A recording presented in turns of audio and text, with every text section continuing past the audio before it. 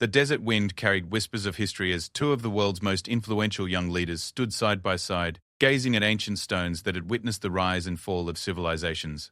Prince William, future King of England, and Crown Prince Mohammed bin Salman, the visionary transforming Saudi Arabia, were about to embark on a journey that would reshape diplomatic relations between their nations forever. This wasn't just another royal visit filled with ceremonial pleasantries. This was the moment when East truly met West, where tradition embraced innovation, and where two men carrying the weight of their nation's futures would discover they shared more than anyone could have imagined. What happened during those 3 extraordinary days would send ripples across the globe, challenge age-old perceptions, and prove that sometimes the most unexpected partnerships can change the course of history. The world was watching. The stakes had never been higher, and neither prince knew that this visit would become the catalyst for one of the most significant diplomatic breakthroughs of the 21st century. The morning sun painted the Riyadh skyline in shades of gold and amber as Prince William's Royal Air Force Voyager touched down at King Khalid International Airport. The date was November 15th, and the temperature was already climbing toward what would be another scorching day in the Saudi capital. But inside the climate-controlled cabin, William felt a different kind of heat. The nervous energy that comes with making history. This wasn't his first visit to the Middle East, but it was certainly his most significant. The invitation from Crown Prince Mohammed bin Salman, known to the world as MBS, had arrived 6 months earlier through diplomatic channels, but the personal touch was unmistakable. The young Saudi leader, only 4 years William's junior, had specifically requested that the future King of England witness firsthand the transformation taking place across the kingdom. As the aircraft door opened, the blast of desert air hit William immediately. He had dressed conservatively in a dark suit, mindful of local customs and the importance of this moment. Waiting at the bottom of the steps was a delegation that represented both old Saudi Arabia and the new vision MBS was crafting. Traditional robes mixed with modern business attire, elderly diplomats stood alongside young tech entrepreneurs, and everywhere there was a sense of anticipation that something extraordinary was about to unfold. MBS himself wasn't at the airport. That would come later, William knew. The Crown Prince was known for his strategic thinking, and their first meeting had been carefully choreographed for maximum impact. Instead, William was greeted by Prince Khalid bin Salman, the Deputy Minister of Defense and MBS's younger brother, whose warm smile and perfect English immediately put the British delegation at ease. The drive through Riyadh was a revelation. William had expected to see a city caught between past and future, but what he witnessed was something far more impressive. A metropolis confidently striding into tomorrow while honoring its heritage. Construction cranes dotted the skyline like mechanical prayers reaching toward heaven, each one representing billions of dollars in investment and thousands of jobs for young Saudis eager to build their country's future.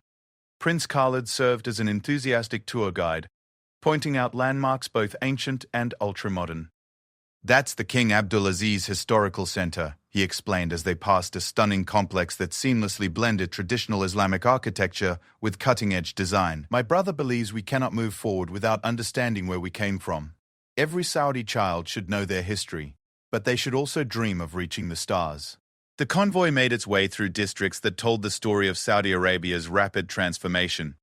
They passed the financial district, where glass towers housed international banks and investment firms attracted by MBS's economic reforms.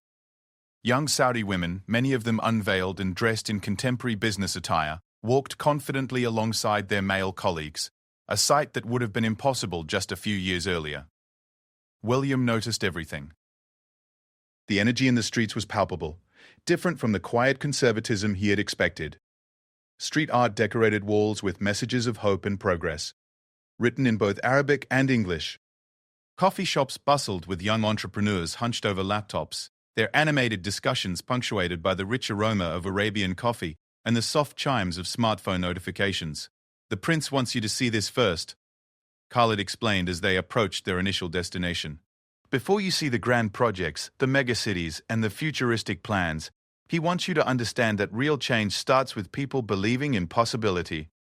Their first stop was the Riyadh Entrepreneurship Hub, a gleaming facility that had opened just months earlier. Inside, the atmosphere was electric with innovation. Young Saudis, both men and women, worked side by side on everything from renewable energy solutions to artificial intelligence applications. William was struck by how familiar it felt. These could have been the same eager faces he encountered at technology incubators in London or Cambridge. Fatima al-Rashid, a 26-year-old computer science graduate from King Saud University, gave William a demonstration of her startup's latest creation, an app that helped rural Saudi communities access government services digitally. Her confidence was infectious, her ambition undeniable. 5 years ago, my father worried that education would make me too independent, she told William with a laugh that held no bitterness.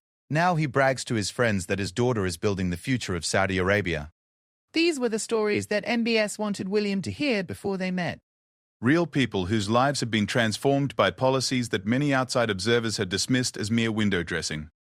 The Crown Prince understood that credibility came not from grand pronouncements but from the accumulated testimonies of citizens whose daily realities had genuinely improved. The delegation spent the afternoon visiting more facilities, a women's driving school where instructors taught both basic skills and advanced techniques, a renewable energy research center where Saudi and international scientists collaborated on solar panel innovations, and a cultural center where traditional Saudi musicians worked alongside young composers to create a new genre that honored their heritage while appealing to global audiences. Each stop reinforced the same message. This wasn't change imposed from above, but transformation growing from within. MBS had somehow managed to create space for his people to become the authors of their own progress, and William could see how that approach was generating genuine momentum rather than mere compliance. As evening approached, the convoy made its way toward the Riyadh Ritz-Carlton, where William would be staying. But first, they had one more stop, a modest community center in an older part of the city where 3 generations of Saudi families were gathered for what Khalid described as a typical evening of dialogue. Inside, William found himself in the middle of something he hadn't expected, a genuine town hall meeting where citizens freely discussed both their hopes for the kingdom and their concerns about the pace of change. An elderly imam spoke thoughtfully about preserving Islamic values while embracing progress. A young father talked about wanting his daughters to have opportunities his generation never imagined. A businesswoman discussed the challenges and rewards of starting her own company in a rapidly evolving economy. What struck William most was the complete absence of the choreographed feel that often characterizes such meetings with visiting dignitaries. These people were speaking from their hearts, sharing real experiences and authentic emotions. The respect for MBS was evident, but it was earned respect rather than demanded deference. "The Crown Prince comes here regularly," whispered Khalid as they watched an animated discussion about education reform unfold.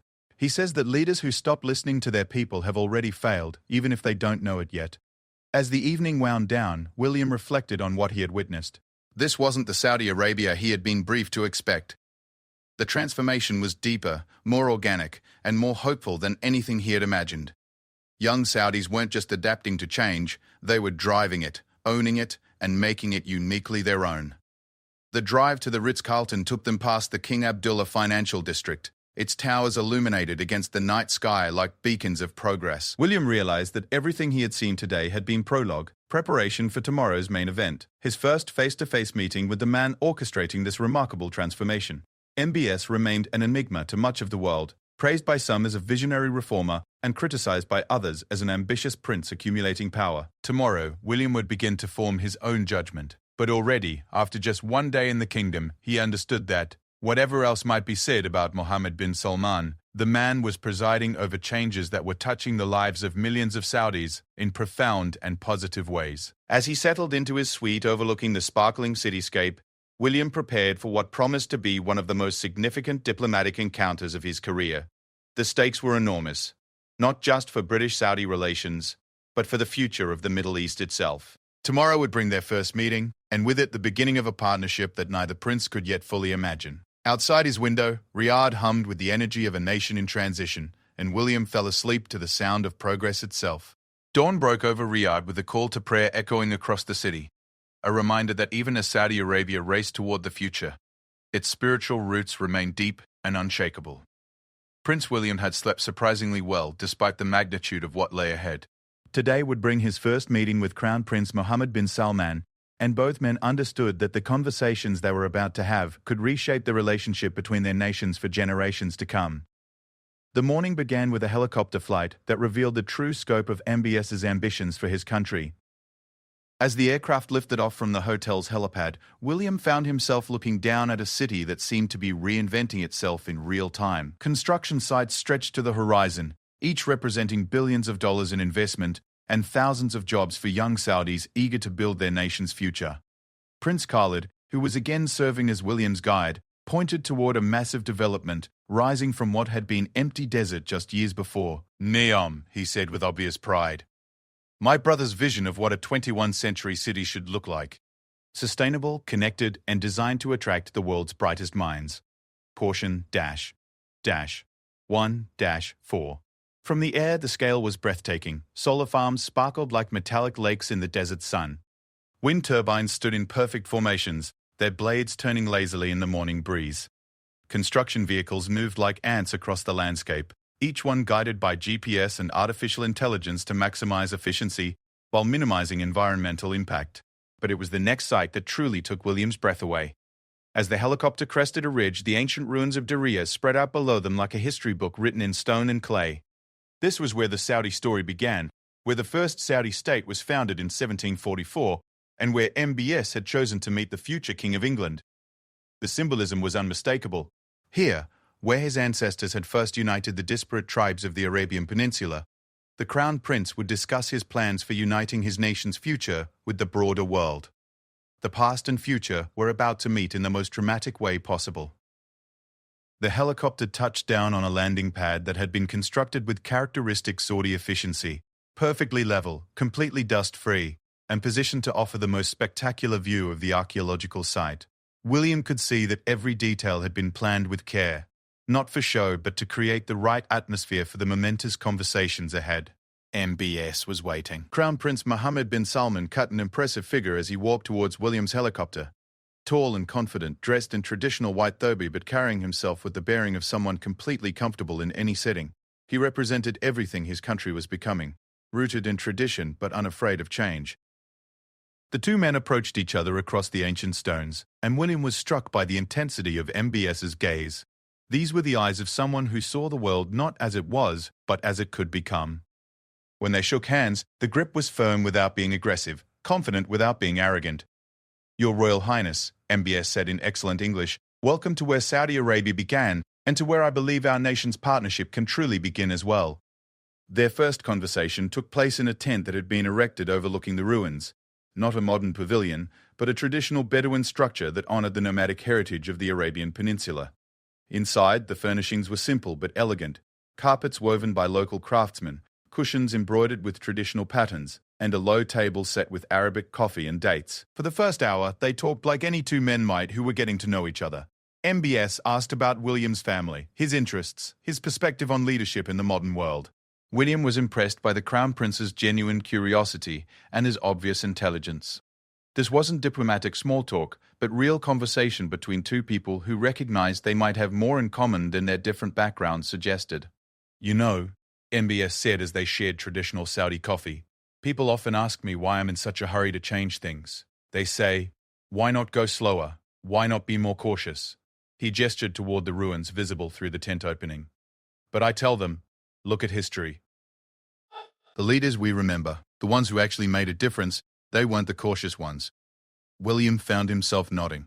He had often wrestled with similar questions about his own role and responsibilities. How do you balance respect for tradition with the need for progress? How do you lead people toward a future they might not yet be ready to imagine? The conversation turned to more substantial matters as the morning progressed. MBS outlined his vision for Saudi Arabia's economic transformation with the passion of someone who wasn't just implementing policy, but pursuing a personal mission. Vision 2030, the kingdom's ambitious reform program, wasn't just about reducing dependence on oil revenue. It was about unleashing the potential of 30 million Saudis who had been waiting for their chance to show the world what they could accomplish. Every young Saudi should have the opportunity to reach their full potential, MBS explained. Not just the men, not just those from wealthy families, but everyone. We have wasted too much talent for too long. William was struck by the Crown Prince's command of detail. This wasn't someone who dealt only in grand visions, but someone who understood exactly how policies translated into real changes in people's lives. MBS could discuss the specific challenges facing a small business owner in Jeddah, the educational needs of rural communities, or the technical requirements for renewable energy projects with equal facility. Their conversation was interrupted by the arrival of lunch, prepared by chefs who had traveled from various regions of Saudi Arabia to showcase the country's diverse culinary traditions. As they ate, MBS continued to reveal different aspects of his personality and leadership style. Leadership isn't about having all the answers, he said between bites of perfectly prepared lamb. It's about creating space for the right answers to emerge. Sometimes that means making unpopular decisions. Sometimes it means admitting you were wrong. But it always means putting your people's future ahead of your own comfort. The afternoon brought a tour of the Diriyah archaeological site itself, where MBS proved to be as knowledgeable about his nation's history as he was passionate about its future. Walking among ruins that dated back centuries, he explained how the lessons of the past were informing his approach to modern challenges. My ancestors succeeded because they understood that strength comes from unity, not from imposing your will, he said as they stood in what had once been the courtyard of the original Saudi palace. They brought together tribes that had been fighting for generations, not through conquest but through demonstrating that cooperation served everyone's interests better than conflict. William began to understand that MBS saw his reform program as fundamentally similar to what his ancestors had accomplished centuries earlier. Just as they had united the tribes of the peninsula, he was working to unite all Saudis around a shared vision of prosperity and progress. The most powerful moment of the day came when they visited a newly opened museum that told the story of Saudi Arabia from its ancient origins to its modern aspirations. Interactive exhibits allowed visitors to experience everything from traditional Bedouin life to cutting-edge space exploration programs. But what moved William most was a section dedicated to the voices of ordinary Saudis describing their hopes for the future. A video wall displayed hundreds of interviews with citizens from across the kingdom. A grandmother spoke about her granddaughter becoming a doctor. A young man described his dream of starting a technology company that would create jobs for his entire community. A female entrepreneur explained how new laws had allowed her to open her own business and become financially independent. "This is why I do what I do," MBS said quietly as they watched the testimonials. Not for international recognition, not to prove anything to critics, but because these people deserve the chance to build the lives they imagine for themselves. As the sun began to set over the ruins of Diriyah, the two princes found themselves in deep discussion about the future of their relationship and the partnerships their nations might build. William had come expecting to meet a controversial figure who would need careful handling. Instead, he had discovered someone who shared many of his own values and concerns about leadership in a rapidly changing world. "I believe our countries can learn from each other," MBS said as they watched the last light fade from the desert sky. "Britain has centuries of experience with gradual reform and peaceful change. Saudi Arabia has energy, ambition, and resources that could benefit the entire world. Together we could accomplish things that neither of us could achieve alone." The conversation continued long into the evening, covering everything from renewable energy cooperation to educational exchanges, from cultural partnerships to strategic investments. By the time they parted for the night, both men knew that something significant had begun. Not just another diplomatic relationship, but a genuine partnership between two leaders who recognized they were facing similar challenges in very different contexts. As William's helicopter lifted off from Diriyah, carrying him back toward Riyadh, he reflected on one of the most remarkable days of his life. He had expected to meet a political figure who would require careful diplomatic management. Instead, he had discovered someone who might become both an important ally and, surprisingly, a genuine friend. The lights of Riyadh stretched out below as the helicopter approached the city, each gleaming tower a testament to Saudi Arabia's rapid transformation. Tomorrow would bring visits to more projects, more meetings with citizens and officials, and more opportunities to understand the full scope of what MBS was attempting to achieve. But tonight, William knew that the most important part of his mission had already been accomplished. He had seen past the headlines and controversies to discover the real person leading Saudi Arabia's transformation. Whatever challenges lay ahead in building a partnership between their nations, they would face them with mutual respect and genuine understanding. The future suddenly seemed full of possibilities that hadn't existed before this extraordinary day in the desert, where two princes had met among ancient ruins and discovered they shared a vision of what tomorrow might hold. The third day of Prince William's historic visit dawned with a sandstorm swirling across the Saudi capital, as if nature itself wanted to remind everyone that transformation doesn't come without challenges. But inside the King Abdulaziz Conference Center, where William and Crown Prince Mohammed bin Salman were set to announce their joint initiatives, the atmosphere was electric with anticipation. William had spent the early morning hours reviewing notes from the previous 2 days, trying to process everything he had witnessed and learned. The Saudi Arabia he had discovered bore little resemblance to the country he had been briefed to expect. Instead of rigid conservatism, he had found dynamic innovation. Instead of top-down authority, he had seen genuine grassroots enthusiasm for change. Instead of a controversial prince accumulating power, He had met a thoughtful leader genuinely committed to his people's prosperity. The morning began with a private breakfast meeting between the two princes, held in MBS's personal office overlooking the sprawling capital. The Crown Prince had insisted on serving the meal himself, traditional Saudi breakfast items alongside English tea, a small gesture that somehow perfectly captured the spirit of bridge building that had characterized their entire encounter. "Yesterday changed my perspective on many things," William admitted as they shared dates and Arabic coffee. "I came here expecting to manage a diplomatic relationship. I'm leaving with the foundation for a genuine partnership." MBS smiled, but William could see the serious intent behind his expression. Partnership requires trust, and trust requires understanding who someone really is, not who others say they are. "I'm grateful you took the time to see Saudi Arabia through your own eyes." Their conversation was interrupted by the arrival of senior officials from both countries, each carrying briefing materials for what would become the most substantive diplomatic discussions of William's visit. The British delegation included specialists in renewable energy, education, and economic development. The Saudi team brought together ministers, business leaders, and young entrepreneurs who had been personally selected by MBS to represent the kingdom's new generation of leadership. What followed was unlike any diplomatic meeting William had ever participated in. Rather than formal presentations and scripted responses, the session evolved into an organic brainstorming conversation about concrete ways their nations could collaborate. Ideas flew back and forth across the table with increasing excitement as participants realized they were witnessing something genuinely historic unfold. Dr. Sarah Mitchell, Britain's leading expert on renewable energy policy, found herself in animated discussion with Dr. Payakio Abdullah al-Shaheri, a young Saudi engineer who had just returned from MIT with groundbreaking research on solar panel efficiency. Within minutes, they were sketching preliminary plans for a joint research facility that could revolutionize clean energy production across the Middle East.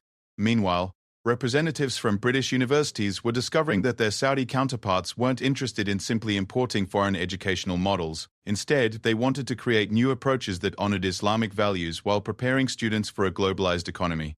The conversation quickly turned to establishing exchange programs that would benefit students from both countries. Prince William watched these interactions with growing amazement. He had expected the usual diplomatic dance of careful positioning and gradual commitments. Instead, he was seeing genuine collaboration emerge in real time, driven by shared recognition that both countries faced similar challenges and could benefit from pooling their resources and expertise. The most powerful moment came when Fatima al-Rashid, the young entrepreneur William had met on his first day, was invited to present her vision for digital government services. Her presentation was so compelling that Sir Robert Davies, Britain's leading authority on e-government, immediately offered to connect her with UK tech companies that could help scale her innovations globally. "This is what the future of diplomacy should look like," MBS whispered to William as they watched a British climate scientist and a Saudi desert agriculture specialist discover they were working on complementary solutions to water scarcity. Not governments making deals in isolation, but people solving problems together. The formal announcement came that afternoon, delivered jointly by William and MBS to an audience that included diplomats, business leaders, journalists, and citizens from both countries. But the real news wasn't the specific agreements they outlined, impressive as those were. The real story was the obvious personal rapport between the two princes and their shared commitment to a partnership based on mutual respect rather than political convenience. "Today marks the beginning of a new chapter in British-Saudi relations," William declared to the assembled crowd. But more than that, it represents a new model for how nations can work together in the 21st century, not as senior and junior partners, not as competitors, but as equals committed to our people's shared prosperity. MBS's response was equally significant, delivered in English out of respect for his guest but clearly directed at both international observers and his own citizens. "The Kingdom of Saudi Arabia is proud to stand with Britain as we build a future worthy of our children's dreams. Together, we will prove that cooperation is stronger than competition, that understanding is more powerful than suspicion, and that the future belongs to those brave enough to reach across differences to find common ground." The specific commitments they announced were substantial enough to generate headlines around the world. $1 billion renewable energy research fund, student exchange programs that would bring thousands of young people from each country to study in the other, cultural initiatives designed to break down stereotypes and build genuine understanding between British and Saudi citizens, trade agreements that would create jobs in both nations while advancing shared environmental and social goals. But for William, the most meaningful moment came after the formal ceremonies had ended, when he and MBS took a private walk through the gardens of the royal palace. Away from cameras and microphones, They spoke honestly about the challenges both men faced as leaders trying to guide their nations through a period of unprecedented change. You know, MBS said as they paused beside a fountain that had been designed to blend traditional Islamic geometry with modern engineering. Many people will say we're too young, too idealistic, too willing to take risks. They'll predict our partnership will fail because we come from such different traditions. William nodded thoughtfully. They're probably right that we're taking risks. But the biggest risk would be doing nothing, staying locked in old patterns that don't serve our people's needs anymore. Their conversation was interrupted by the sound of children's laughter from a nearby playground where young Saudi families were enjoying the evening air. Both princes turned to watch kids from different backgrounds playing together, their joy infectious and their differences irrelevant. That's what I want Saudi Arabia to look like in 20 years, MBS said quietly. A place where every child can dream big and have a real chance to achieve those dreams, regardless of their family's background or their gender or where they happen to be born. And that's exactly why this partnership matters, William replied, because our children will inherit whatever world we build for them. We have an obligation to make sure it's better than the one we inherited. As evening approached, the time came for formal farewells, but both princes knew that what they were really doing was launching something that would extend far beyond their personal relationship. They had created a framework for cooperation that could survive changes in government, economic fluctuations, and international pressure. The final ceremony took place at King Khalid International Airport, where William's aircraft waited to carry him back to London. But this wasn't the somber ritual of diplomatic departure that usually marks the end of state visits. Instead, it felt like the enthusiastic launch of an exciting new venture.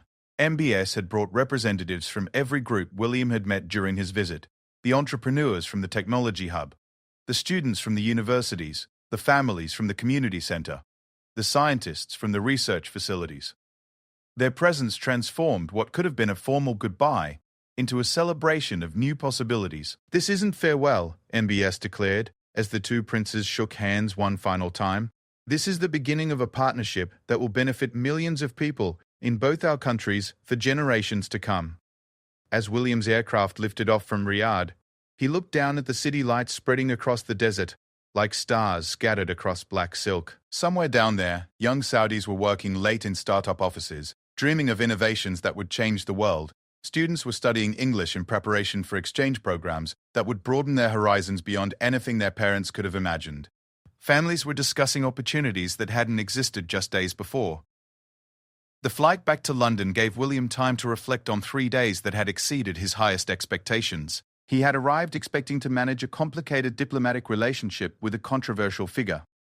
He was returning with the foundation for one of the most promising international partnerships of his lifetime. More importantly, he had gained a deeper understanding of leadership itself. Watching MBS navigate the competing demands of tradition and progress, of international expectations and domestic needs, had reinforced William's own conviction that true leadership requires courage to make difficult decisions and wisdom to know when compromise serves the greater good. The partnership they had forged wasn't just between Britain and Saudi Arabia. It was between two young leaders who understood that the future would be shaped by those willing to work across differences rather than be divided by them. In a world increasingly torn by nationalism and conflict, they had chosen cooperation and mutual respect. As London's lights came into view 12 hours later, William knew that he was returning not just with new agreements and joint initiatives, but with a renewed sense of possibility about what international leadership could accomplish. The skeptics would question whether such an ambitious partnership could survive the inevitable challenges ahead. The cynics would suggest that cultural and political differences would ultimately prove insurmountable. But William had seen something in Riyadh that gave him confidence in their shared future. He had seen the faces of young Saudis whose lives were being transformed by their crown prince's vision. He had witnessed the genuine enthusiasm of citizens who believed their country was finally moving in the right direction. He had experienced firsthand the intelligence, integrity, and commitment of a leader who was willing to risk everything for his people's future. The aircraft touched down at RAF Northolt as dawn was breaking over England, bringing Prince William home from a journey that had changed not just his understanding of Saudi Arabia, but his perspective on the possibilities for international cooperation in an increasingly complex world. The partnership with Crown Prince Mohammed bin Salman was just beginning, but already it represented something rare and precious in modern diplomacy. A relationship based on genuine mutual respect and shared commitment to building a better future for all their people. History would ultimately judge whether their ambitious partnership fulfilled its promise. But on that quiet morning in London, as William reflected on 3 extraordinary days in the Desert Kingdom, he felt more optimistic about the future than he had in years. Sometimes the most unexpected relationships produce the most remarkable results, and sometimes the greatest changes begin with two people who discover they share the same dreams for tomorrow.